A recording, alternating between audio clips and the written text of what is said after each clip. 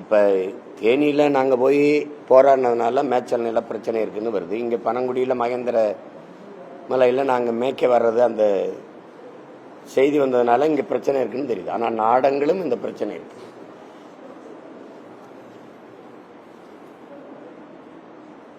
அப்போ மேய்க்கால் வாரியம், வரக்கால் தண்ணி ஓடி வர்றது, ஓடைக்கால், இதையெல்லாம் ஆக்கிரமிக்கக்கூடாது. அதையெல்லாம் ஆக்கிரமிக்குது. இப்போ இதில் பாருங்கள், இந்த இடத்துல மேய்ச்சல் புறம்போக்கு இருக்கு, மேய்ச்சல் நிலை இருக்கு. அதை அரசு 400 ஏக்கரை எடுத்து அதில் மனோன்மணிய சுந்தரனாக இருக்குதுன்னு அந்த பல்கலைக்கழகத்துக்கு கொடுக்கு. அதுபோக அடுக்ககம் குடியிருப்புகள் கட்டுறதுக்கு நிலத்தை எடுத்து கொடுக்கும். அதுபோக மாண்புமிக்க நம்முடைய சபாநாயகர் அவர்கள் தனிப்பட்ட முறையில் அந்த இடத்தை அவர் வாங்கி வச்சிருக்கிறாரா இல்லை ஆக்கிரமிச்சு வச்சிருக்கிறாரா?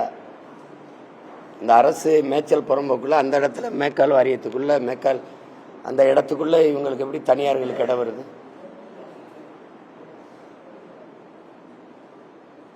என் மலையை நீங்க வெடி வச்சு தகர்க்கலாம், குவாரியா முதலாளிகளுக்கு கொடுத்து வெட்டி பல ஆயிரம் கோடியை சம்பாதிக்க விடலாம். ஆனா ஆடு மாடும் போய் மேஞ்சிடக்கூடாது, அது ஆபத்து வந்துடும். அப்படித்தானே? வன விலங்குகளுக்கு ஆபத்து வந்துடும்.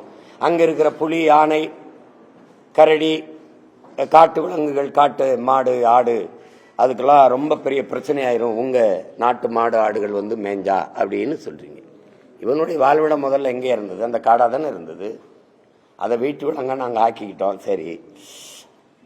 ஆனால் நீங்கள் பலாயிரக்கணக்கான டன் இடையுள்ள வெடிமருந்துகளை வச்சு தகர்த்து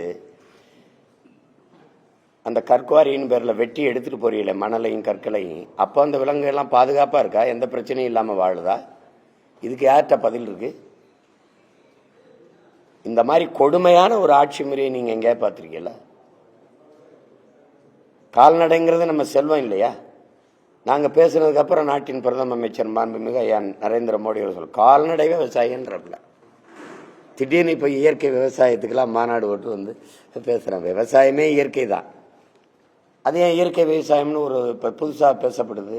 விவசாயம் இயற்கையாக இப்போ இல்லை. ரசாயன வேதி உரங்களை கொட்டி, நச்சு மருந்துகளை கொட்டி, பூச்சிக்கொல்லின்னு உயிர்கொல்லியை கொட்டி, விஷத்தை விளைய வச்சு எங்களுக்கு கொடுக்க தொடங்கிட்டாங்க. இப்போ அதனால இப்போ அதிகமாக கூடுதலாக ஒரு வார்த்தை எங்கள் அப்பா நம்மாழ்வார் போன்ற பெருமக்கள் வந்ததுனால இயற்கை வேளாண்மை அப்படிங்கிற ஒரு சொல் கூடுதலாக சேர்ந்துக்கிறது. செய்திகளை உடனுக்குடனும் துல்லியமாகவும் தெரிந்து கொள்ள சப்ஸ்கிரைப் பண்ணுங்க.